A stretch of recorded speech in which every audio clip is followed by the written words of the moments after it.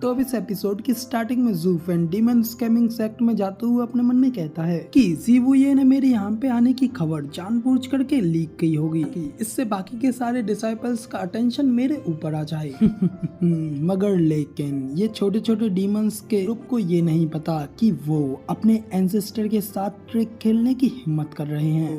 अब ये चीज तो फिर काफी ज्यादा इंटरेस्टिंग होने वाली है। और उधर ज़ूफेन के इतना कहने के साथ ही हमें ज़ूफेन की जगह से कुछ दूरी पर ही बंदे को दिखाया जाता है जो कि ज़ूफेन और उन सभी के ऊपर नजर बनाए होता है। लेकिन उस बंदे का हमें फेस नहीं दिखाया जाता क्योंकि उस बंदे ने अपने फेस को अपने चौके से हाइड किया होता है। वो भी ज़ूफेन को देख अपने साइड वाले बंदे से कहता है कि क्या ये वही नया डिसाइपल है जिसे कि सेक्ट लीडर ने खुद अपने आप इनवाइट किया है। मगर लेकिन ये तो सिर्फ एक 6 लेयर का परफॉर्म्ड हेवन स्टेज एक्सपर्ट है, तो फिर आखिर इसमें इतना ज्यादा खास क्या है। ये तो बिल्कुल ही एक एवरेज पर्सन है। कि सेक्ट लीडर ने ना सिर्फ इसे खुद से अपने सेक्ट में रिक्रूट किया है कि उन्होंने इसे रिक्रूट करने के लिए एक 9th ग्रेड की पिल का भी यूज किया। तो अब इसी के साथ में हमें उसके साइड पे बैठे पर्सन को भी दिखाया जाता है, कोई और नहीं बल्कि सिस्टर हु मेयर ही होती है, क्योंकि उस मिस्टीरियस बंदे से कहती हैं कि वो फूल सचमुच काफी ज्यादा इंटरेस्टिंग है। यूएर ने खुद से सबसे पहले उसके ऊपर अपना चाकू मारा था, मगर लेकिन फिर भी उस लड़के ने इस मामले को पीछे छोड़ने के लिए सबसे पहला अपना कदम पीछे हटाया और उस सारे मैटर को बड़ी आसानी से वहाँ पे क्लोज कर दिया। तो इसलिए मुझे उसके इस लहजे से लगता है कि जरूर से उस लड़के के फादर की हमारे इस सेक्ट में एक काफी बड़ी हाई पोजीशन होगी। सचमुच वो लड़का तो बिल्कुल एक प्रोडिजिकल सन है। एक डिमोनिक कल्टीवेटर की जगह पर वो लड़का एकदम भोला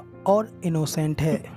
सिस्टर हु मेयर की ये बात सुनकर के मैं सिस्टर हु मेयर से कुछ कहना चाहता हूँ कि सिस्टर हु मेयर, आपको तो अभी ज़ूफेन के बारे में कुछ घंटा पता नहीं है कि आखिर वो कितना ज्यादा खतरनाक और डिमोनिक पर्सन है। जब आपको उसके असली नेचर के बारे में पता चलेगा ना, तो तब आपकी आंखें खुली की खुली रह जाएंगी। अब बैक टू एक्सप्लेनेशन। वो मिस्टीरियस मैन भी सिस्टर हु मेयर की बात सुनने के बाद उनसे कहता है कि सेक्ट लीडर इतने ज्यादा अनैतिक तो नहीं है जो कि वो अंदर जाने के लिए एक स्ट्रिंग खींच रहे हैं। सिस्टर हु मेयर कहते हैं कि हो सकता है कि शायद उसका टैलेंट काफी ज्यादा अच्छा हो, तो इसलिए कोई ना कोई रीजन तो जरूरी होगा कि सेक्ट लीडर उस लड़के में इतना ज्यादा इंटरेस्ट ले रहे हैं। तो अब वो mysterious man sister who mayor से पूछता है कि ओ जरा मुझे यूएर और उस लड़के की फाइट के बारे में थोड़ा बताना। कि सेकंड सीनियर ब्रदर वो एकदम कीड़े की तरह कमजोर है। उस लड़के ने यूएर का हाथ मोड़ करके उसका हाथ तोड़ दिया और बदले में यूएर ने भी उस लड़के की चेस्ट में अपना चाकू घुस दिया। उसकी जीत बिल्कुल मामूली सी ही थी। तो अब तभी वो मिस्टीरियस मैन कहता है चलो फिर सेक्ट लीडर के डिसीजन का इंतजार करते हैं। क्या वो सेक्ट लीडर के इंस्ट्रक्शन से वो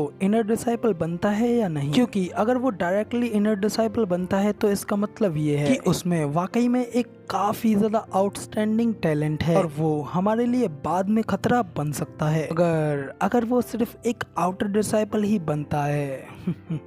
तो इसका मतलब सिर्फ इतना है कि उसके पास बस खाली काफी ज्यादा अच्छे कनेक्शंस हैं, जिसकी वजह से सेक्ट लीडर और वेनरेबल के बीच में सीक्रेट एग्रीमेंट हुआ होगा। तो अब उस बंदे के इतना कहने के साथ ही यहाँ पे हमारा सीन चेंज होता है और अगले सीन में हमें उस जगह को दिखाया जाता है जहाँ पे कि वो चारों डीमंस ज़ूफेन को लेकर के आए होते हैं। इसी के साथ हमें चारों डीमंस और ज़ूफेन को भी दिखाया जाता है जो कि वहाँ पे आकर के एक गेट के सामने खड़े हो गए होते हैं और रेड डीमन उस गेट को खुलवाने के लिए खटखटाने के लिए आगे बढ़ी होता है कि तभी उससे पहले ही गेट अपने आप ही खुल जाता है। मगर अपने सामने देख रेड डीमन थोड़ा हैरान हो गया होता है कि उसके सामने का वो गेट उस सेक्ट के एक एल्डर ने ही खोला होता है। तभी वो एल्डर भी गेट खोलने के बाद ज़ूफेन को देखते हैं और ज़ूफेन से कहते हैं कि क्या तुम ही हो वो नए डिसाइपल ज़ूफेन। ज़ूफेन भी ये सुन हल्की से स्माइल करते हुए कहता है कि हाँ मैं ही हूँ वो। तो अब तभी वो एल्डर सेक्ट लीडर का ऑर्डर सुनाते हुए कहते हैं कि सेक्ट लीडर के ऑर्डर से ज़ूफेन को अब से लेबर ऑफिस में भेजा जाता है, इसलिए अब से वो एक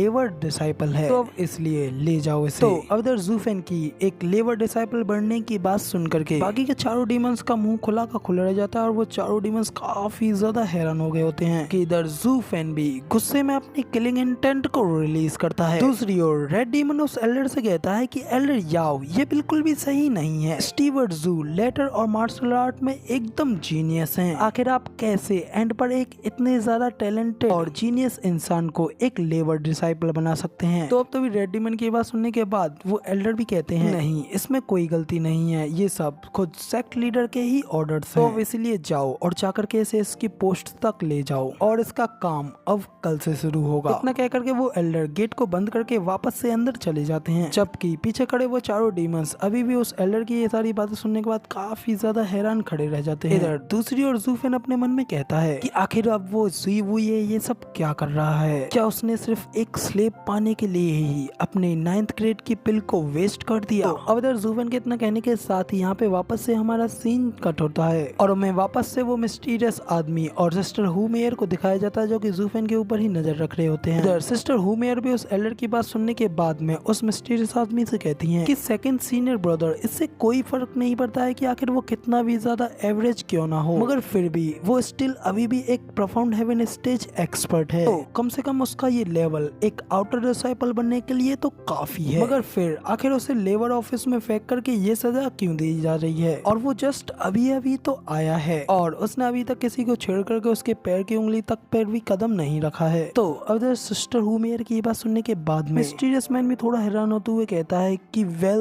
मेरे ख्याल से फिर ये हो सकता है। तो तभी सिस्टर हुमेयर कहती हैं कि क्या तुम कुछ जानते हो। तो तभी वो बंदा भी कहता है कि ये बिल्कुल वैसा ही है जैसा कि सीनियर सिस्टर ने कहा था, उसने यहाँ तक पहुँचने के लिए कड़ी मेहनत की है, और जैसा कि तुम अच्छी तरीके से जानती हो कि किसी भी डिसाइपल को ज्वाइन होने के लिए उसे 2 लोगों की जांच की जरूरत होती है, एक सेक्ट लीडर और दूसरा हाई वेनरेबल। और हाई वेनरेबल के ईमानदार और फेयर नेचर की वजह से वो सेक्ट के रूल्सों का पूरी तरीके से पालन करते हैं, और स्पेशली तौर पर प्रोडिजिकल सन्स के मामलों में जो कि अपने फादर्स का यूज अपना रास्ता खुलवाने के लिए करते हैं, और इसलिए वो हाई वेनरेबल उनकी इस हिम्मत से नफरत करते हैं। और साथ ही पिछले डबल ड्रैगन गैदरिंग में हार की बाद से उनका मूड तब से और भी ज्यादा खराब हो गया है, और अब इस चीज के काफी ज्यादा हाई चांसेस हो सकते हैं कि हाई वेनरेबल को सेक्ट लीडर और उस वेनरेबल के उस डील के बारे में पता चल गया हो, जिसकी की वजह से उन्होंने एक नया एग्रीमेंट बनाया होगा जिसमें कि वो बच्चा सेक्ट में एंटर तो कर सकता है मगर एक अलाइट के तौर पर नहीं, और ना ही वो डबल ड्रैगन गैदरिंग में पार्टिसिपेट कर सकता है, क्योंकि कोई भी लेबर स्टूडेंट किसी भी काम के लिए अच्छा नहीं है, और सेक्ट में एंटर करने के तुरंत बाद ही उन्हें बाहर निकाल दिया जाएगा। वो सब बिल्कुल यूजलेस हैं। तो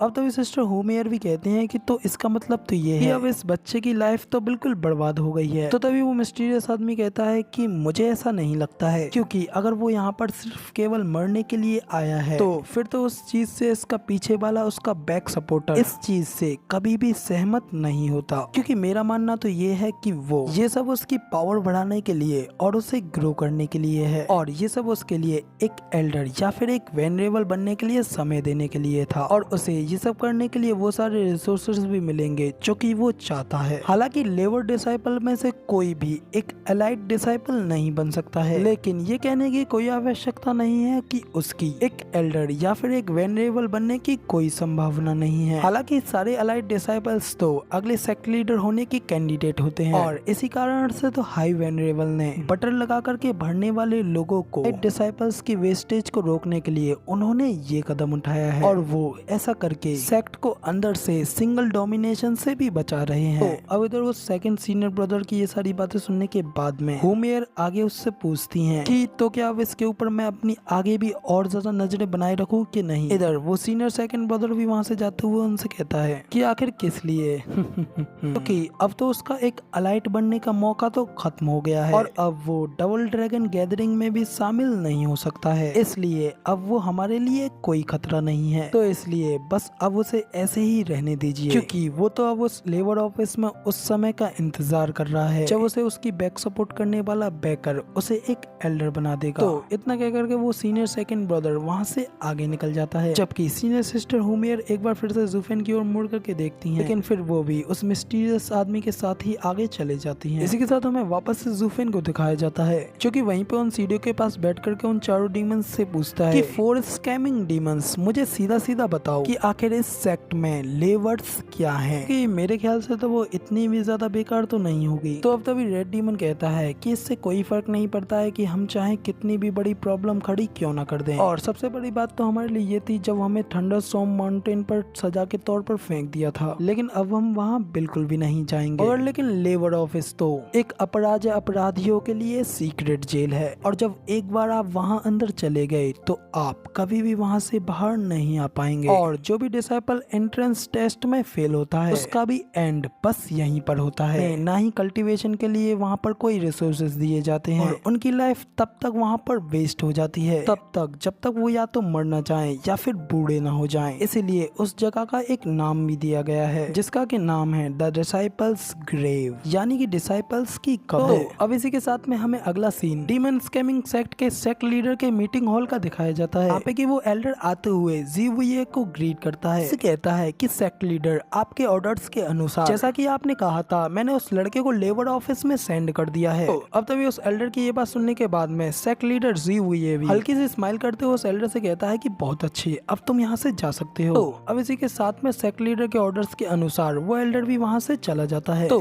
अब इसी के साथ में ये काम हो जाने के बाद में सेक्ट लीडर जीवुये अपनी सांस छोड़ते हुए आगे हाई वेनरेबल से कहते हैं कि हाई वेनरेबल, क्या अब आप पूरी तरीके से सेटिस्फाइड हैं? हमारी अगली डबल ड्रैगन गैदरिंग को जीतने की सारी उम्मीदें पूरी तरीके से तबाह हो चुकी हैं। सचमुच वो लड़का एक काफी ज्यादा टैलेंटेड जीनियस था जो कि अब लेवरिंग में झोंक दिया गया है। तो अब इसी के साथ में हमें उस हाई वेनरेबल को भी दिखाया जाता है जो कि अपनी स्पिरिचुअल फॉर्म में होता है। वो भी सेक्ट लीडर जीवुये की बात सुन उनसे कहता है, सेक्ट लीडर सचमुच आप उस लड़के की काफी ज्यादा केयर करते हैं, लेकिन मुझे उस इमोशन से बचना काफी ज्यादा मुश्किल लगता है और इसीलिए मैं उसे शैडो में रह करके देखना पसंद करूंगा कि आखिर वो जूनियर किस तरीके का जीनियस पर्सन है। इसके के लिए सर सेक्ट लीडर ने यहाँ तक की एक 9th ग्रेड की पिल भी उसे यूज करने के लिए दे दी ताकि उसे हमारे सेक्ट में लाया जा सके। तो अब इसी के साथ में सेक्ट लीडर भी कहते हैं कि हाई वेनरेबल, मेरे ख्याल से उन राक्षसों ने आपको काफी ज्यादा डरा दिया होगा, इतना ज्यादा कि आप डबल ड्रैगन गैदरिंग में भी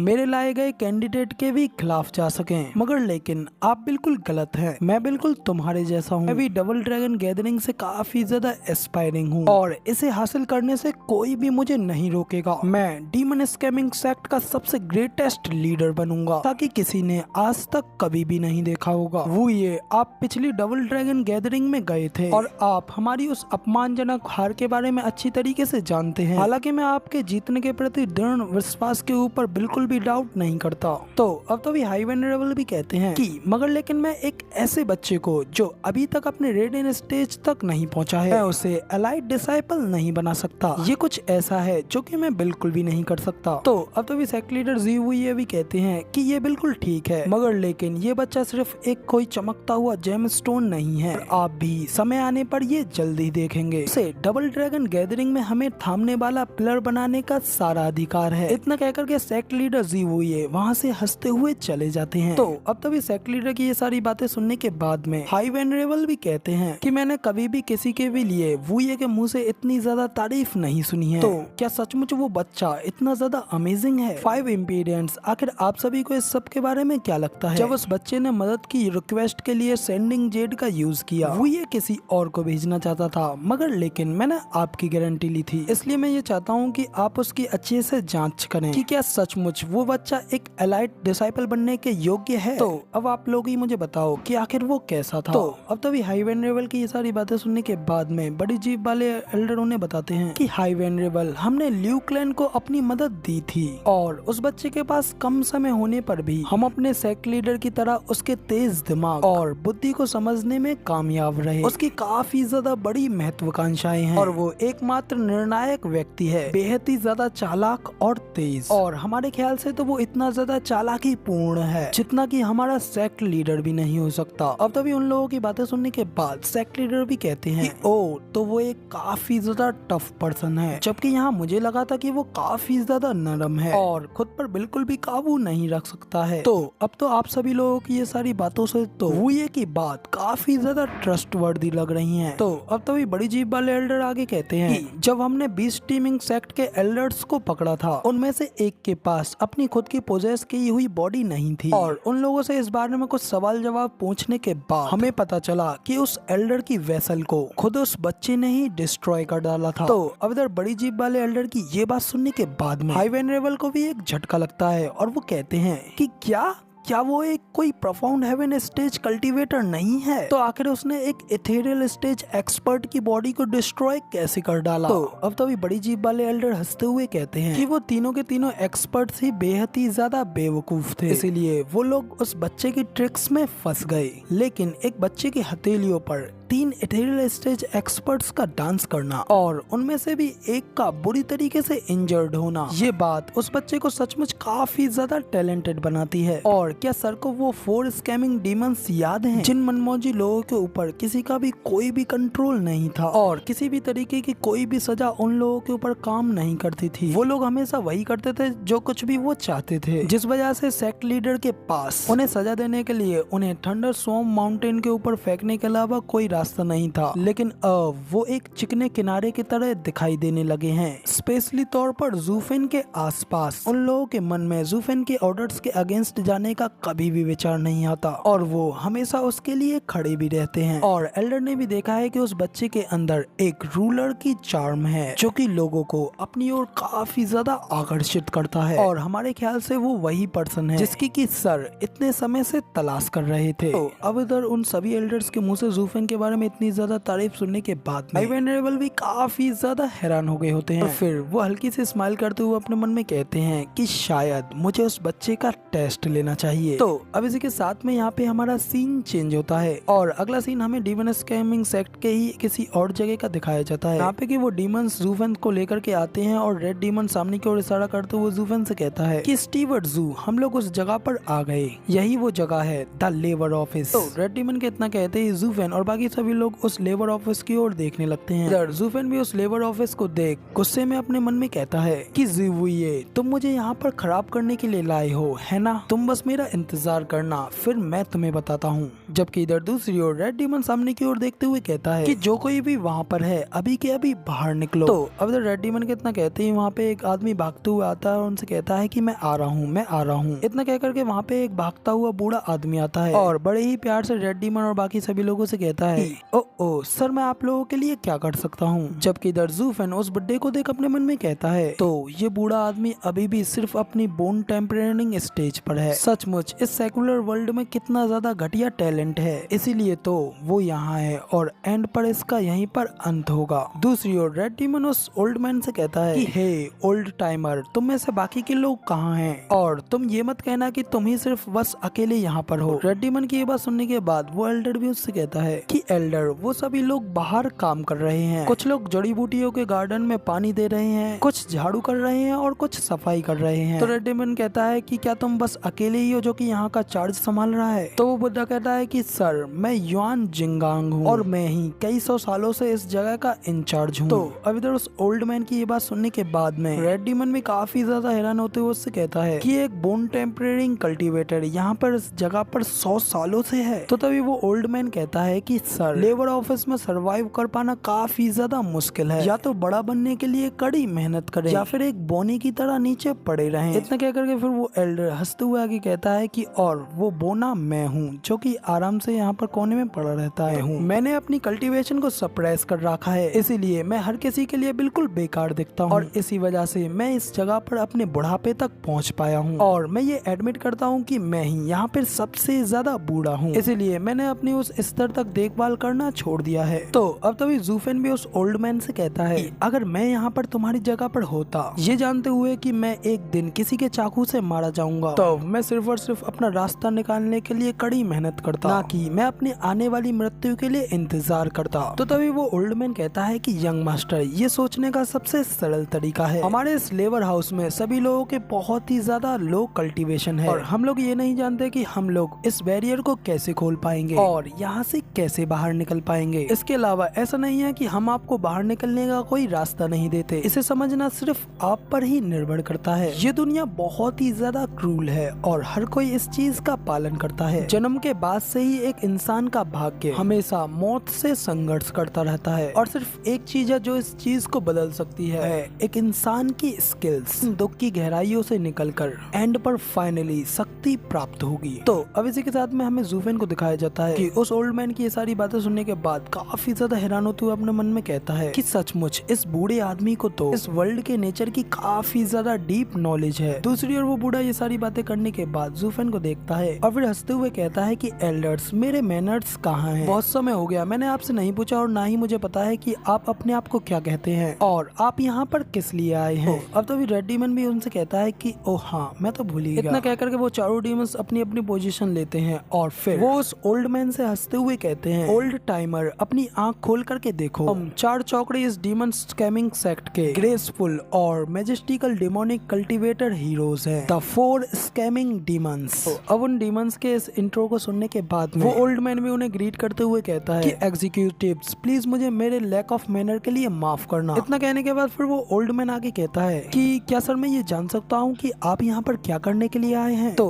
अब तभी रेड डीमन उससे कहता है कि हम यहाँ पर आए हैं क्योंकि स्टीवर्ट जू ने अपने कुछ अजीब कारणों से सेक्ट लीडर को नाराज कर दिया है, इसीलिए उन्हें डिमोट करके लेबर ऑफिस में डाल दिया गया है। हालांकि ये बिल्कुल ठीक है क्योंकि ये सब बस सिर्फ कुछ शॉर्ट टाइम के लिए है, तो इसलिए इनकी अच्छी देखभाल करना न इस सब के लिए सिर्फ तुम ही उत्तरदायित्व होंगे। तो अब तो भी रेड डीमन की ये बात सुनने के बाद वो ओल्ड मैन भी कहता है कि एल्डर्स, मैं यंग मास्टर जू को कभी भी निगलेक्ट नहीं करूंगा, लेकिन लेबर हाउस में सिर्फ कुछ अनिश्चित ही यंग मास्टर हैं। तो अब इधर उस ओल्ड मैन की ये बात सुनने के बाद में और उसके ऐसे चेहरे को देखने के बाद में ज़ूफेन भी अपने मन में कहता है कि यहाँ जरूर ही कुछ ना कुछ चल रहा है। जबकि इधर रेड डीमन चिल्लाते हुए उस ओल्ड मैन से कहता है कि आखिर क्या अजीब अनरूली, तुम बस हमारे टाइटल का यूज करना और सब कुछ ठीक हो जाएगा। तो अब तभी पीछे खड़ा ज़ूफेन भी उन लोगों से कहता है कि क्या तुम्हारा टाइटल इतना ज्यादा जाना पहचाना है जो कि किसी के भी कानों में आते ही उसे चौंका देगा। अब तभी ज़ूफेन की ये बात सुनने के बाद में वो चारों डीमंस जोर जोर से हंसते हुए कहते हैं कि स्टीवर्ट जू बिल्कुल सही कह रहे हैं, आपकी स्किल्स के हिसाब से तो आपको हमारी केयर की कोई जरूरत नहीं है। तो इतना कहने के बाद फिर वो चारों डीमंस वहाँ से जाते हुए ज़ूफेन से कहते जाते हैं कि तो फिर सर आपकी स्टे बिल्कुल अच्छी रहे, जबकि हम इस बात की पूछताछ करेंगे कि ये सब पहले कैसे हुआ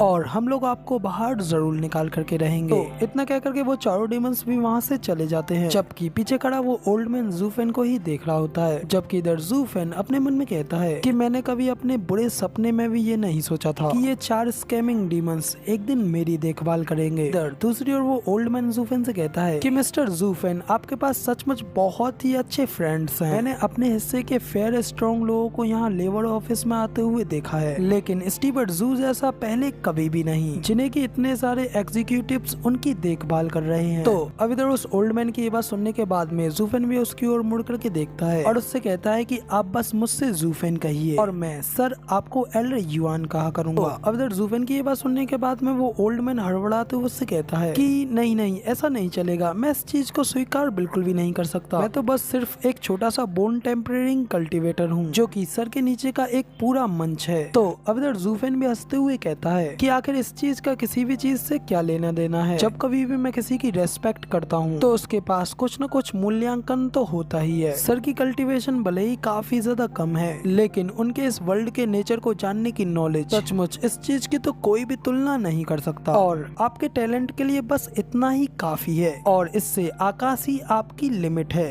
इतना कहकर के ज़ूफेन अपनी पॉकेट में हाथ डालता है और अपने पास से एक पिल निकालते हुए उस एल्डर को देते हुए उससे कहता है कि ये मेरे क्लैन की हेवन रीचिंग पिल है, ये आपकी बॉडी कल्टीवेशन को बहुत ही ज्यादा आसान बना देगी। तो चलिए हम सब मिलकर के हेवनली डाउ के ऊपर बातचीत करते हैं। इतना कहकर के ज़ूफेन उस पिल को उस ओल्ड मैन को दे देता है, जिसको कि लेकर के वो ओल्ड मैन भी खुश होते हुए कहता है कि क्या ये एक 10th ग्रेड की पिल है? तो तभी ज़ूफेन कहता है कि एल्डर यान, आप सचमुच काफी ज्यादा समझदार हैं। ऑन टेम्परेरिंग स्टेज में होते हुए भी आपको अभी भी इस तरीके की पिल के बारे में पता है। तो अब तभी वो ओल्ड मैन कहते हैं कि मेरे दिनों में एज अ लेबर मैं अपने आसपास के अल्केमिस्टों की मदद किया करता था और तभी किस्मत से मुझे एक 10th ग्रेड की पिल को देखने का मौका मिला, पर मैंने ये कभी भी नहीं सोचा था कि मैं एक बार फिर से इस पिल को देख पाऊंगा। तो इतना कहने के बाद फिर वो ओल्ड मैन युआन अपनी आंखों में सितारे चमकाते हुए ज़ूफेन से कहते हैं कि मिस्टर जू, ये हमारी पहली मुलाकात है, मगर मुझे एक इतने बड़े गिफ्ट को लेते हुए काफी ज्यादा शर्म आ रही है। अब इधर एल्डर युआन की ऐसी हरकतों को देखते हुए